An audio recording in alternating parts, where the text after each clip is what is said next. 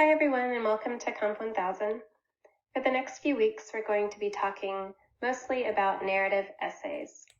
In this first lecture, we'll be talking about what exactly makes a narrative and what components of narrative essays are. This week and next week, you'll also be reading examples of good narrative essays.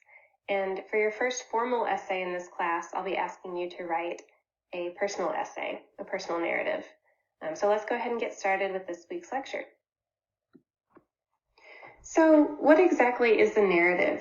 So for our purposes in this class, a narrative is a kind of writing that presents events in some kind of time sequence. That is, it has a distinct beginning, middle, and end.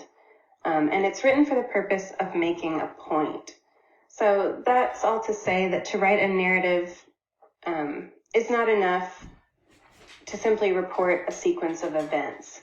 Narrative essays, especially in a college class like ours, are meaningful ways of making sense of our experiences, of what goes on around us. In other words, of illustrating a point, making an argument, or writing about your life or the lives of others. So the form a narrative essay can take will often differ across academic disciplines. So for example, in a history class, you might be asked to take data from archives and construct a narrative about, say, a particular historical event. In medicine, patient accounts and medical histories might be what you're seeing in terms of narrative. In the sciences, lab reports tell the story of how researchers conduct an experiment, interpret data, etc. And for our class, the composition class, a narrative might ask you to recount a specific event or experience in your personal life or in the life of someone else. So narratives also differ across different kinds of media. So the medium that you use actually makes a very big difference in the way that you tell a story. So for example, in a video, it gives you a wide range of possibilities for presenting a narrative. In something like a sports broadcast or a football game, you have a lot of different ways that you can convey the narrative to your audience. Different angles, different cuts, all of those things affect how the audience perceives your narrative. And conversely, in print, the same stories are going to be told differently with written words, with still photos, statistics. So that's how you can see the difference between narratives in different kinds of media. And then another way to consider the diversity of narratives is how they vary across communities. So different communities tell stories differently and value different unique aspects of stories. So for example, Native American storytelling. Storytelling is often very valued in Native American communities, and a storyteller will be held in a place of high honor.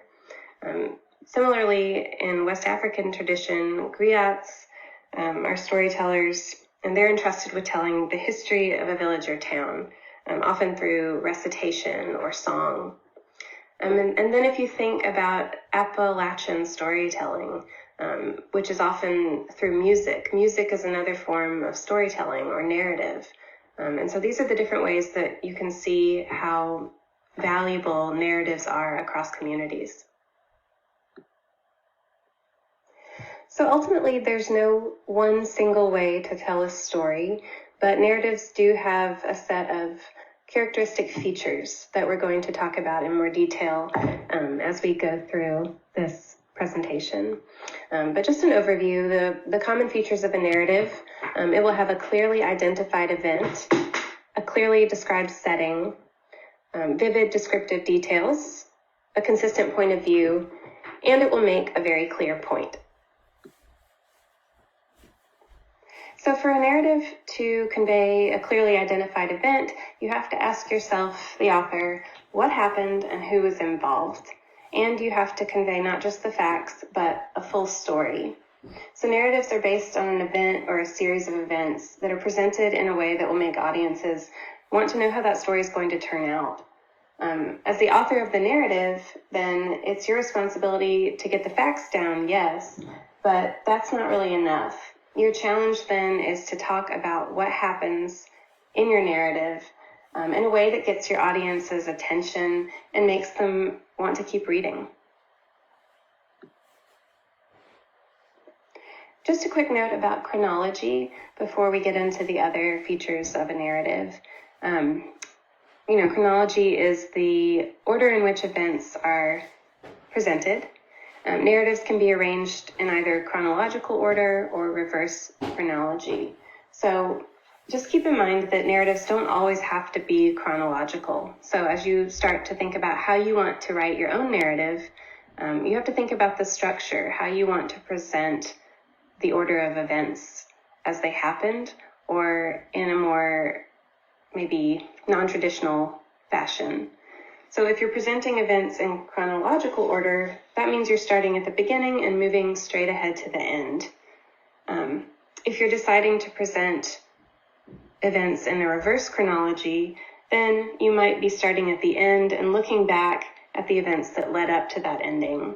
Or you might begin with a flashback, say, or a flash forward that jumps back to the past or ahead to the future. Whether you tell your story in chronological order or not, the sequence of events needs to be clear to your audience. So it's also important to include in your narrative a clearly described setting. So when you think about setting, it's the time and space in which a story occurs. You can think about all of the stories you've read or films you've watched. They all have a setting, a place and time in which they are set. So you're asking yourself, when and where did my narrative happen? And you need to give your audience a clear idea of where events are occurring in your narrative. And keep in mind that time and space, both of those aspects, work together to create scenes. So setting is often going to be description, or it might be revealed through actual scenes of action that you're describing to your audience. So another incredibly important aspect of a good narrative are those vivid descriptive details. And this can often be the most exciting and enjoyable part of a narrative for a writer to write. What makes the story come alive? It's those details, descriptions, images that appeal to the five senses. So sight, sound, smell, taste, touch. How can you make your narrative incredibly visceral so that your audience can hear what you have heard or see what you saw? You want to place them deep into your narrative and allow them to perceive it with such vivid detail as if they were there. So it's important to remember that you're likely writing for readers or listeners, if it's a different kind of narrative, that are unfamiliar with the story that you're telling. So that means that you need to choose details that help them get that vivid picture of the setting, the people, the events in the narrative. When deciding, whether or not you're going to include quotations or dialogue, you need to ask yourself if doing so will paint a scene or create a mood more effectively than a summary would. Another incredibly important aspect of writing a narrative is to establish a consistent point of view. So if you're writing about something that happened to you, the author, which you will be for this class, your narrative should be written from the first person point of view, using the pronouns I or we. First person point of view puts the focus on you, the narrator, the writer. And so, no matter what you've maybe been taught in high school, the first person point of view is acceptable in many academic disciplines, though not all. For our class, the first person point of view, I or we, no matter what kind of essay you're writing, is always going to be acceptable because I'm asking you to express your own opinions, convey your own experiences, so that I point of view is really incredibly essential to your writing for this class. It's also important to keep the point of view consistent by establishing a clear time frame. And this means that you're going to really pay attention to the verb tense that you use throughout your narrative. A clear time frame doesn't mean that every verb in the narrative has to be in the same tense. So for example, past, present, future tense. It only means that the writer establishes a primary tense, usually past or present for a narrative, for the main action of the story. And lastly, a narrative needs to have a very clear point. This clear point answers the questions, why does the story matter, and to whom should it matter? Nothing is going to irritate an audience more than reading a story or a narrative that has no point, right? So even if a story is incredibly interesting or entertaining, and a lot has happened and there's a lot of action, it's most likely not going to be very, very effective for your audience, especially in an academic context, if it doesn't make clear why those events matter. So not only why they should matter to the audience that you're writing for, but why they matter to you. So really keep that in mind as you're writing your personal narrative that I'm going to ask you to write for your first formal essay. Don't just think about what's a really good story to tell, what's going to be most exciting for readers, but ask yourself, what is the story that I want to tell that matters to me, and why does it matter so much to me? All right, that's it for this first lecture.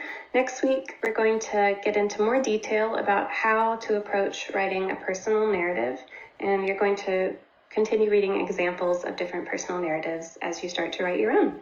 Okay, thanks for listening, and until next time.